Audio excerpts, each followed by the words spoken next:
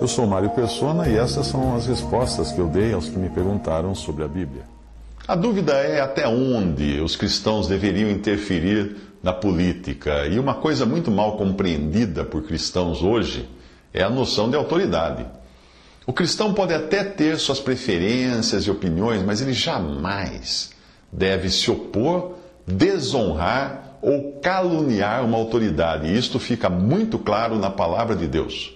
Romanos 13, de 1 a 2, diz assim: toda alma esteja sujeita às potestades superiores, que são autoridades superiores, porque não há potestade ou autoridade que não venha de Deus.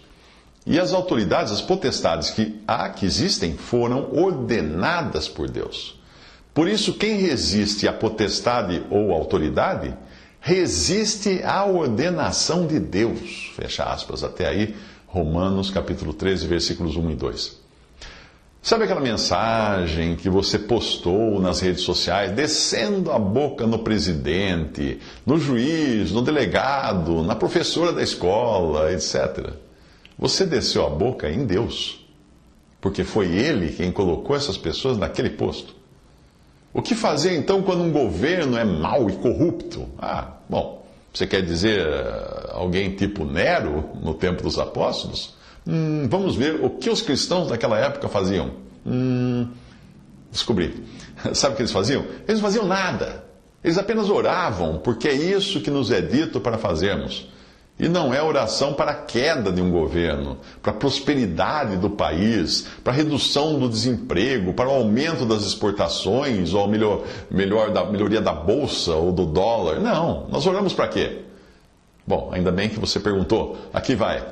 Admoesto-te, pois, antes de tudo, que se façam deprecações, orações, intercessões e ações de graças por todos os homens, pelos reis e por todos os que estão em eminência, para que nós tenhamos uma vida quieta e sossegada em toda piedade e honestidade. 1 Timóteo 2, versículo 1. Por essa você não esperava, não é? Você deve orar pelos governantes apenas para que nós cristãos tenhamos uma vida quieta e sossegada, em toda piedade e honestidade. E é para isso que nós oramos.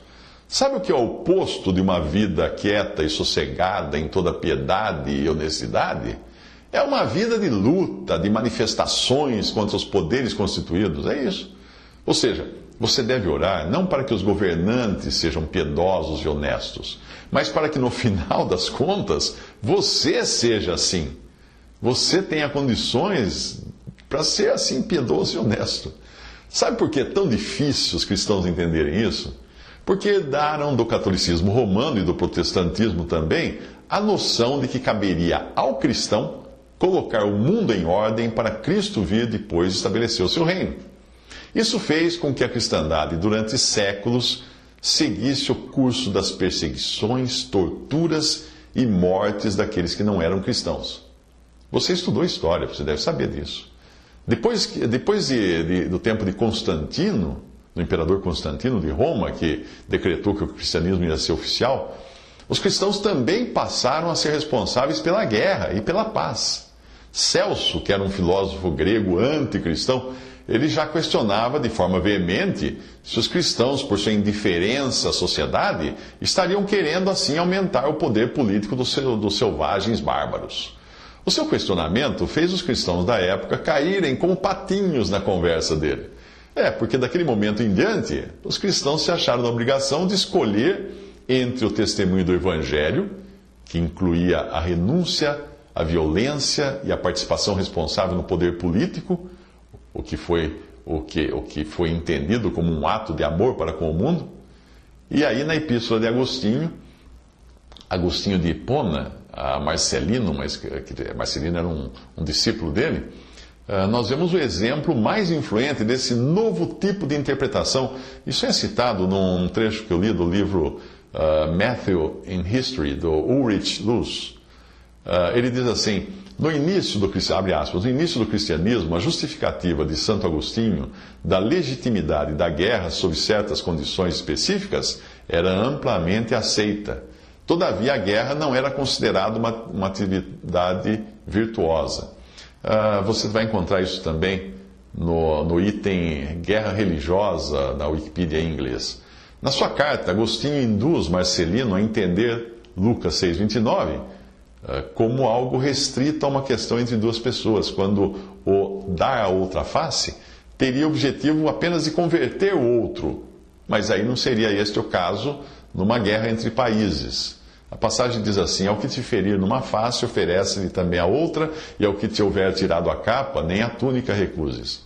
Essa interpretação, feita numa época em que a igreja tinha forte influência sobre o império, foi a que acabou prevalecendo na cristandade, de que nós deveríamos sim entrar em guerra contra os infiéis. Então nós podemos considerar que foi nos tempos de Agostinho de Hipona que a igreja deu essa guinada na direção do que mais tarde o Papa Urbano II chamaria de bellum sacrum, que é uma palavra bonita em latim que tem o significado de guerra santa. E se você traduzir isso para o árabe, vai virar jihad. E nos séculos de domínio militar, patrocinado pela igreja, foi isso que prevaleceu. Guerra santa, guerra contra aqueles que eram inimigos de Deus. Agostinho viveu uns 300 anos antes de Maomé, portanto, ninguém pode culpar os muçulmanos por essa, entre aspas, inovação da jihad.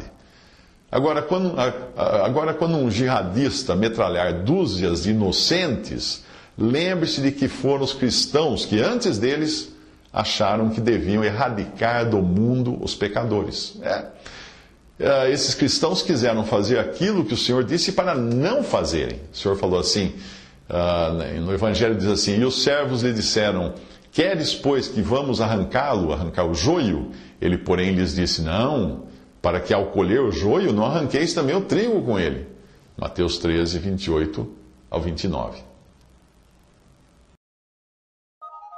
Visite respondi.com.br.